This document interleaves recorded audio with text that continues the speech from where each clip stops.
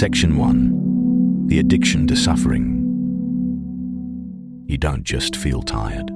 You feel morally exhausted. And yet you keep giving. You keep explaining. You keep enduring. You wake up already apologizing. Already making space for everyone else's moods, mistakes, and needs. And when there's silence, you don't rest. You panic. Because if no one needs you, who are you? You weren't taught to seek peace. You were taught to seek worth through pain. You learned that sacrifice is strength, that giving more is always better, that if love doesn't hurt, it isn't real. That's not selflessness. That's addiction. There's a part of you that secretly needs the suffering. You crave it like a fix. It gives you identity. It makes you feel important. It lets you be the one who never gives up. But here's the question. When does endurance become self-erasure? When does your nobility become your noose? This isn't about blaming you. This is about freeing you. Because you were programmed to believe that carrying everything alone makes you worthy. You were told that being the one who stays silent, who never asks for help, who says no worries even when it is a worry, is what makes you good. But Carl Jung would disagree. Who was Carl Jung? Carl Gustav Jung was a Swiss psychiatrist, born in 1875, died in 1961. He pioneered depth psychology, the study of the unconscious mind, archetypes, and the inner structures that shape who we are. He believed that most people walk through life unaware of what drives them, and that true healing requires confronting the shadow, the parts of ourselves we disown. He wrote, "People will do anything, no matter how absurd, to avoid facing their own soul." In other words, we often cling to chaos, not because it's good, but because it's familiar. Because facing the silence means facing ourselves. You may say, "But I don't like suffering." But look closely. You feel guilty when things are going well. You stir up drama when life is finally calm. You chase people who won't choose you. You apologize for your needs. You say yes when every cell in your body is screaming no.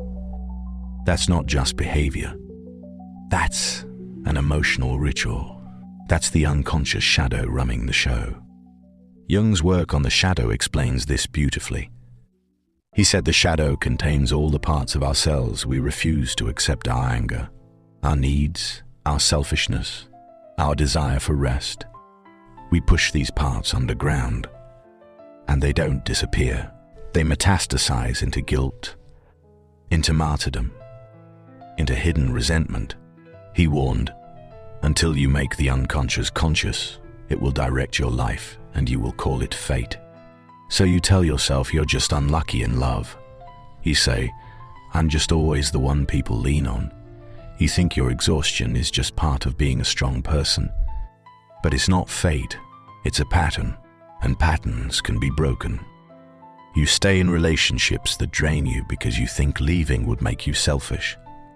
You overextend at work because rest feels lazy. You feel seen when someone says, "You're so selfless," even if your spirit is breaking. That's the trap. This addiction doesn't show up in hospitals. It doesn't get diagnosed. But it rules your choices. It becomes your personality. It makes you feel morally superior while silently killing your joy. You see, Jung never said we should destroy the shadow. He said we should integrate it, own it, understand it, bring it to light. He called this process individuation, becoming a whole person by embracing both light and dark. He wrote, "Wholeness is not achieved by cutting off a portion of one's being, but by integration of the contraries." You're not broken because you need rest. You're not wrong for wanting space. You're not weak for walking away from what wounds you. But here's the hard truth. As long as you believe pain is proof of worth, you will never stop bleeding. You will confuse self-betrayal with character. You will reward people who drain you. And you will fear the quiet because the quiet doesn't validate your suffering. This addiction shows up as subtle pride, as being the strong one, as being the one who always shows up. But behind it, a desperate need to matter. Rhetorical question: who would you be without the pain? What happens if no one needs you to fix it? What if your only job is to be well? That terrifies you, because your entire sense of self is built on being the one who endures. But here's Jung's invitation: let that part of you die. Because you're not here to bleed. You're here to live. Let me be clear. You're not weak for craving meaning. You're not crazy for wanting to matter. But meaning that only comes through suffering isn't freedom. It's slavery with better PR. And it's not your fault. Most of us are raised to believe that good people are the ones who hurt the most, love the hardest, and ask for the least. But that's not goodness. That's invisible addiction. Cut the string between suffering and self-worth. Refuse to perform exhaustion as proof of value. Learn to say no without apology. Choose your peace over your performance. Let go of the pain that makes you feel needed. You are not a martyr. You are not a sponge for other people's chaos. You are not the sum of what you survive. You are allowed to be whole, even if no one claps, even if no one notices, especially then. Section 2. The addiction to control. You don't trust stillness. You don't trust surrender. You only feel safe when you're holding all the strings. You plan your day down to the minute. You check your messages twice, even after replying. You rehearse conversations in your head, preparing for every outcome. You leave nothing to chance, because chance has hurt you before. You don't call this fear. You call it being responsible. You call it being on top of things. But deep down, you're terrified. You're terrified of the collapse, of something breaking that you didn't see coming, of being caught off guard, of being powerless. You think you're in control. The control is what's controlling you. Carl Jung wrote, "What you resist, persists." He meant this literally. The more you suppress chaos, the more it owns you. The more you grip your world tightly, the more fragile you become. And eventually, the tighter you hold, the more it breaks. You've made order into an idol. You believe that if you can just manage, fix, predict, or outthink, you'll finally be safe. But real safety doesn't come from control. It comes from inner steadiness, from knowing that you won't collapse, even when the world does. You tell yourself, I just don't like surprises, but what you really fear is losing the illusion. Because deep inside, a part of you already knows you're not in control. You never were. Jung believed that most people project their inner fears outward. You can't face your own unpredictability. So you try to sanitize the world. You structure everything. You schedule joy. You manage people. You call it love, but it's really a bargain.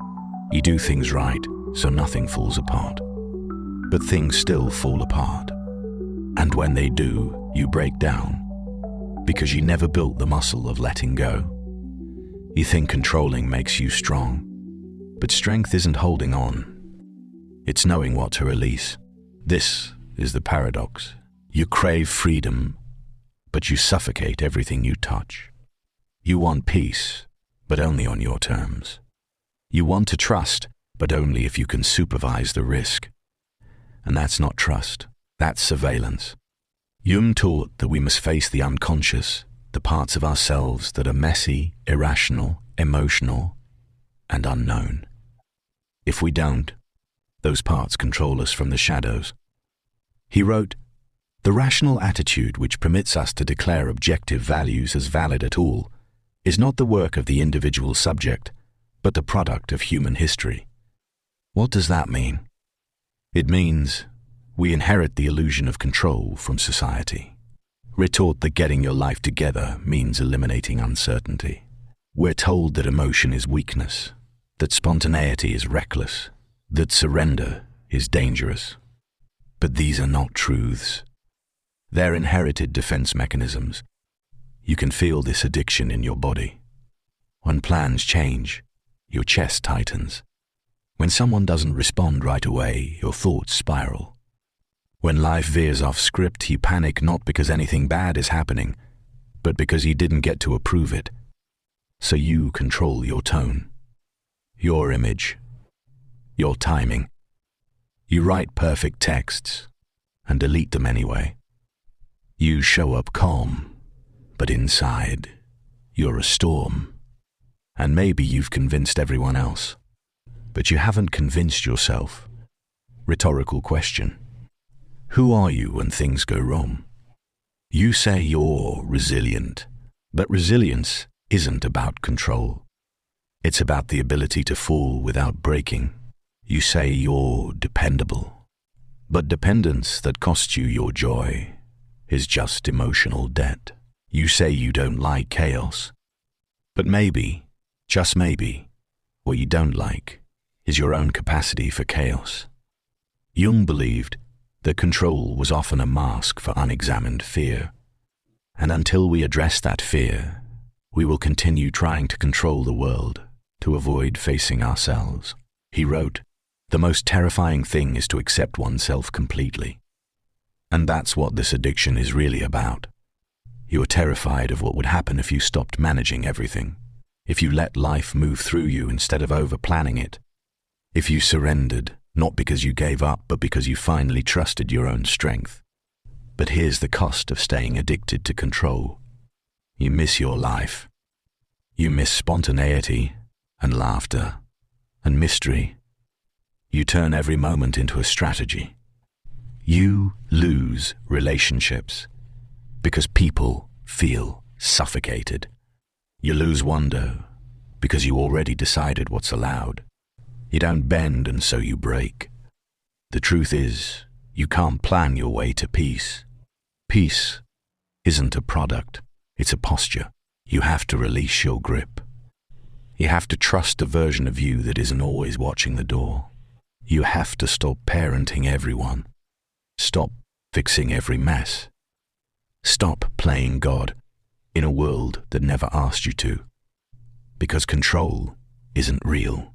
Only presence is, and you're allowed to trust the unknown, even if it doesn't follow your rules, even if it scares you. Especially then. You've micromanaged your entire emotional life, and it's made you anxious, made you angry, made you tired. Jung would say that you've projected your inner instability onto the world, but the solution isn't fixing the world.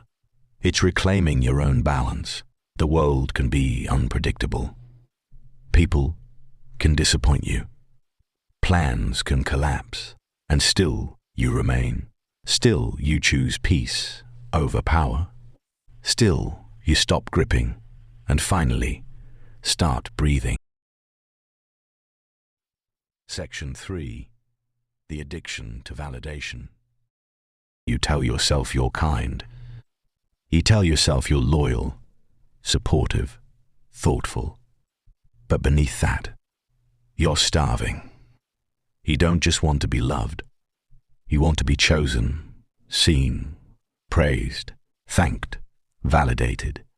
You want the text back, the recognition, the moment where someone looks at you and says, "You matter." And when you don't get it, it hurts. It hurts more than it should. It hurts because you weren't just offering love, you were offering yourself as a transaction.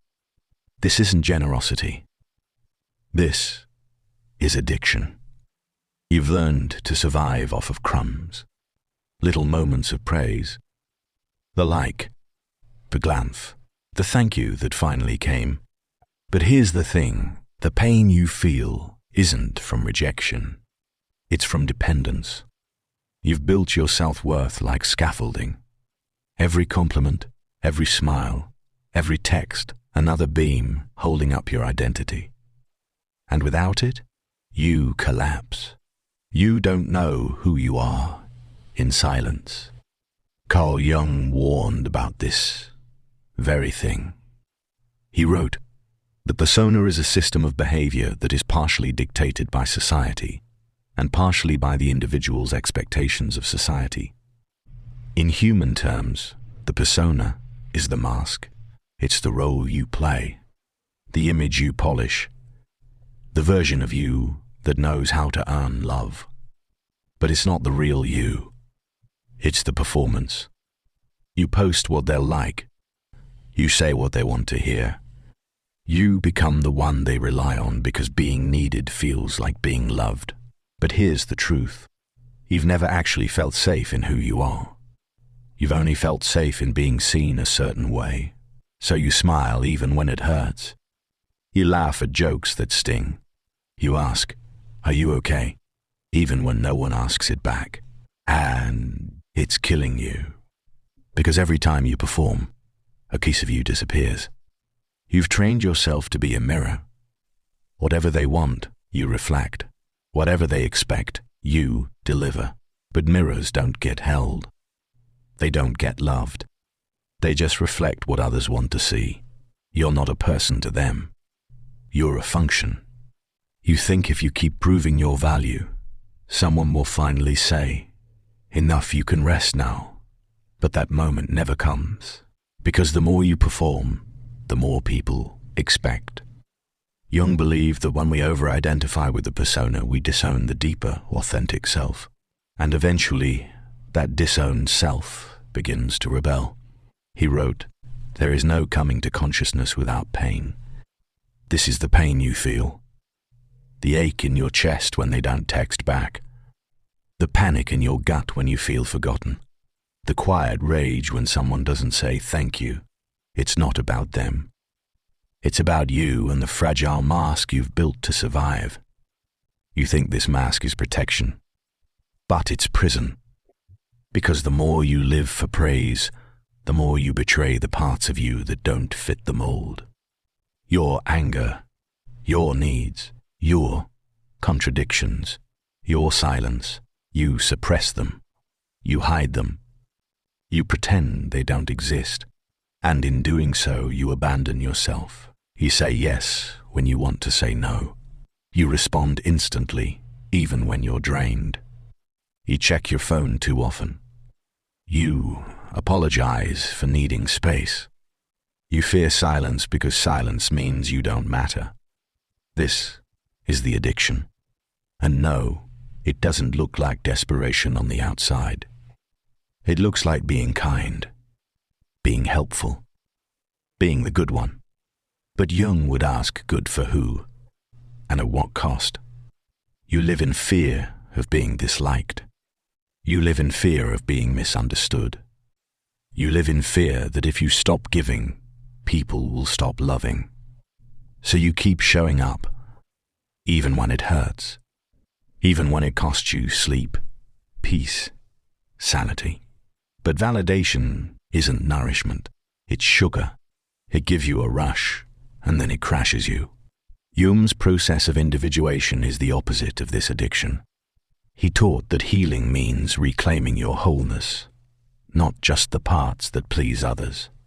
He said, "The privilege of a lifetime is to become who you truly are, not who they admire, not who they applaud, who you are without the mask, without the persona, without the performance." But here's the terrifying truth: you don't know who that is. Because you've spent your whole life becoming what they'll accept. You don't need more likes. You need more truth. You don't need more applause. You need more alignment. You don't need to be more impressive. You need to be more real. But realness comes at a cost. You may be misunderstood. You may be left out. You may be disliked, and that's where freedom begins. You were never meant to be everyone's favorite. You were meant to be your own anchor. And that means letting go of the idea that your worth is something others can give you. They can give praise. They can give attention. But they can't give you identity. That has to come from within. You've spent years performing. And yes, it's protected you, but it's also isolated you. Because no one can truly love you if you never show them who you are. This is what Jung meant when he said, "The most terrifying thing is to accept oneself completely. You're not terrified of rejection. You're terrified of being real and finding out who stays. But you will never be free until you try. You will never feel loved until you stop earning it. You will never feel whole until you stop hiding."